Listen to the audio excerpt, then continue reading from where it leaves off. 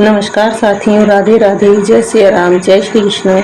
हमारे चैनल अंतरदर्शन के अंतर्गत आज मैं आपको सुनाने जा रही हूँ अपनों के शुभ चिंतक कहानी का 17वां भाग।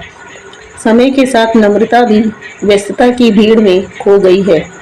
नम्रता पीजी के लिए तैयारियों में जुटी रही। ऐसे में उसे भी पीजी में एडमिशन मिल गया है और बीते समय के साथ साथ वह भी गायनेकोलॉजी में पीजी अर्थात एमडी करके निकली। नम्रता के पीजी में एडमिशन लेने के अगले ही वर्ष मां निहारिका के मन में लगा, अब देरी किए बिना हमें नम्रता की शादी करवाने को तत्पर होना उचित रहेगा। इसी विचार से उसने 2-3 मैट्रिमोनियल साइट पर नम्रता की फोटो सहित प्रोफाइल बना डाली और उसके लिए एक उचित वर ढूंढने लगी।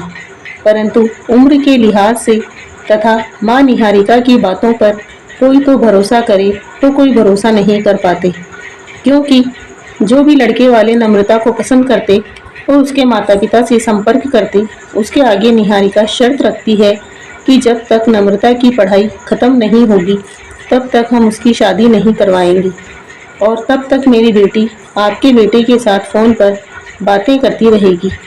एक दूसरे से वीडियो कॉलिंग के जरिए जानकारी हासिल करते रहेंगे। अगर 2-3 साल तक बातें करने पर मेरी बेटी की तरफ से इस रिश्ते पर सहमति बनती है तब तो यह शादी होगी। अगर मेरी बेटी सहमति ना दे तो हम लोग आपके साथ रिश्ता नहीं कर सकते। निहारिका की शर्त पर कोई भी लड़के वाले सहमति जताने से इनकार करते हैं। समय भी आगे बढ़ने लगता है। समय के साथ कुछ ऐसे प्रोफाइल उन्हें मिलते हैं जो निहारिका को अच्छे लगते हैं तथा उन्हें निहारिका खुद ही फ़ोन करके बातें करते हुए उन्हें पारसू करती है। परंतु जब जब लड़के वाले अपने बेटे के साथ जन्म कुंडली का मिलान करते हैं तो वह मिलती नहीं। अतः उनकी तरफ से निहारिका की रिक्वेस्ट को रिजेक्ट कर दिया जाता है। कुल मिलाकर बात वहीं की वहीं रह गई है, क्योंकि जो ग्रूम के प्रोफाइल निहारिका को पसंद आते उन्हें नम्रता की प्रोफाइल पसंद नहीं आती। अगर पसंद आती भी है तो भी निहारिका की बातें और तरह तरह की शर्त रखने के कारण उनके बीच में रिश्ते का सेतु नहीं बन पाता। जमाना बदलता चला गया है। आजकल रिश्ते का सेतु तैयार करवाने वाले लोग भी नहीं मिलते। विशेषकर जो लोग पढ़े लिखे हैं तथा ऊंचे ओहदे पर बैठे हैं, वे लोग कभी किसी सेतु तैयार करवाने वालों पर निर्भर नहीं करते। वे लोग खुद ही अपना काम करना पसंद करते हैं, क्योंकि अक्सर उन्हें ऐसे लोगों पर भरोसा नहीं होता और यही कारण है कि रिश्ते का व्यापारीकरण करने वालों के भी बाजार गुलजार हो गए हैं। वैसे भी निहारिका इन सब विषय में किसी और को तवज्जो नहीं देती। यहाँ तक कि निहारिका अपने पति ब्रज किशोर जी को भी महत्व नहीं देती और ज़्यादा से ज़्यादा समय मैट्रिमोनियल साइट पर ही बेटी नम्रता के लिए रिश्ता ढूंढने में लगी रहती है। जैसे जैसे समय आगे बढ़ता गया वैसे वैसे नम्रता अपनी एमडी की पढ़ाई पूरी करके अपने घर में आ गई। नम्रता की उम्र भी 30 वर्ष को पार कर गई, 31 भी चली गई और अब 32 को छूने लगी।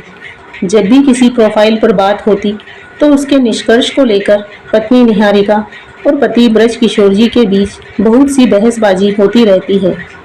देखा जाए तो दोनों की ही बातें जायज़ हैं और नहीं भी है।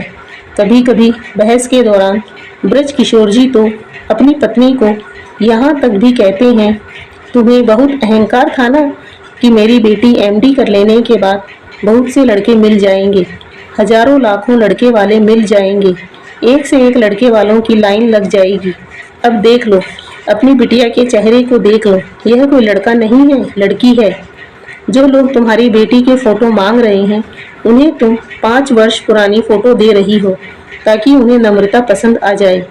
तुम यह नहीं सोच रही हो कि जब सामने आकर कोई उसे देखेगा तो क्या कहेगा। तुम प्रोफाइल में लेटेस्ट फ़ोटो क्यों नहीं डाल देती? ऊपर से तुम उनके आगे हजारों शर्त रख देती हो। अगर ऐसे ही चला तो कभी नम्रता की शादी नहीं करवा पाओगी, क्योंकि तुम्हारे मन में तो यही भावनाएं हैं कि लड़के वाले सब बेवकूफ़ होते हैं और तुम ही एक बुद्धिमान हो और बिन देखे ही तुम्हारी बिटिया को अपनी बहू के रूप में स्वीकार कर लेंगी। परंतु ऐसा नहीं है। वे लोग भी काफ़ी समझदार होते हैं। वरन तुम्हारे ना समझ के कारण ही आज नम्रता की शादी में इतना विलंब हो रहा है। ब्रज किशोर जी आजकल बहुत चिंतित रहते हैं। अपनी नौकरी से रिटायर किए हुए 7-8 वर्ष हो गए। कभी कभी सोचते सोचते हताश होकर बैठ जाते हैं और अपने ही जीवन के बीते हुए पलों को याद करते रहते हैं। सर्टिफिकेट में चाहे मेरी उम्र 70 वर्ष को पार नहीं कर पाई हूँ, परंतु मुझे तो लगता है कि मेरी उम्र 70 पार कर गई है। मेरी माँ सदा यही कहती थी कि जिस वर्ष गांव में अकाल आया था उसी वर्ष मेरा जन्म हुआ था। उस लिहाज से अगर इतिहास के पन्नों को उलट कर देखें तो आज से 71 साल पहले हमारे गांव में अकाल पड़ा था। भूखे प्यासे गांव के लोग सारे मरते चले गए। मेरे परिवार के सभी लोग उस समय अपना गांव छोड़कर दूसरे गांव में शरण लिए हुए थे। बाद में मेरे नाना जी ढूंढते ढूंढते आए और हमें अपने घर लेकर चले गए। वहां पर 2 साल तक रहे। फिर जब अच्छी सी बरसात हुई तब चारों ओर हरियाली के बीच हम लोग अपने घर में लौटकर आ गए थे। उस लिहाज से मेरी उम्र 71 वर्ष को पार कर चुकी है। ब्रज किशोर जी अपने पुराने दिनों के साथ आज के समय की तुलना करते हुए सोचते रहते हैं। वैसे तो हमारी भी शादी थोड़ी देर से हुई थी, परंतु अब के जैसा नहीं था। एक लड़का लड़की को सही रूप से पढ़ाई लिखाई करते हुए थोड़ी उम्र तो बढ़ती है, परंतु अब के जैसे नहीं थे। उस समय 20-25 वर्ष हो जाने तक सभी की शादी करवा दी जाती थी, चाहे वह लड़का प्रतिष्ठित हो या नहीं। उस समय किसी की प्रतिष्ठा को नहीं देखा जाता था, उसके घर परिवार तथा परिवार के लोगों को देखा जाता था। अगर आज के हिसाब से देखते तो मेरी शादी निहारिका से नहीं होती, क्योंकि उस समय मैं तो केवल एक साधारण से टीचर के पद पर था। मध्यम दर्जे की स्कूल में नया नया लगा था। तब लखनऊ में रहते थे। निहारिका के माता पिता दोनों ही सरकारी मुलाजिम थे, जबकि उनका बेटा डॉक्टरी की पढ़ाई की तैयारी कर रहा था। ऐसे में उन लोगों ने हमारे घर परिवार को देखते हुए मुझसे अपनी बेटी की शादी करवाने को राजी हो गए। बीच में रहकर मेरे नाना जी ने ही यह रिश्ता तय किया था, जो सभी लोगों ने स्वीकार कर लिया था। परंतु आजकल तो घर परिवार नाम की चीज ही नहीं रही। एक तरफ जहां लोग दिन ब दिन ग्लोबलाइज्ड होते जा रहे हैं, वहीं घर परिवार टूटकर 1 से 2, 2 से 4, 6, 8 बनते जा रहे हैं। संयुक्त परिवार टूटकर एकल परिवार बन गया और वहीं आज के समय में लोगों की सबसे ज़्यादा पसंद का विषय बन गया है।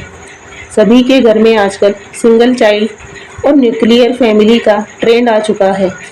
ऐसे में परिवार का महत्व कहाँ रह गया है, परंतु फिर भी लोग शादी ब्याह की बातें करते समय परिवार तथा परिवार वालों की बातें करते रहते हैं, क्योंकि उन्हें एक अच्छे परिवार का लड़का या लड़की चाहिए। साथ में अपने परिवार के स्टेटस को दोहराते रहते हैं।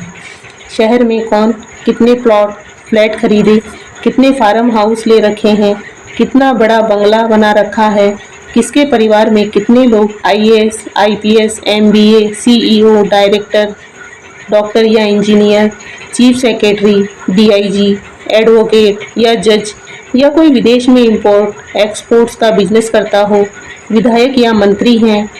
समूचे परिवार में 2 दर्जन डॉक्टर हैं, 2 दर्जन लोग विदेशों में रहते हों। एजुकेशन के साथ साथ फैमिली कितने ऊंचे दर्जे के स्टेटस के साथ प्रतिष्ठित है। ऐसे में भला परिवार का औचित्य ही क्या रह गया है।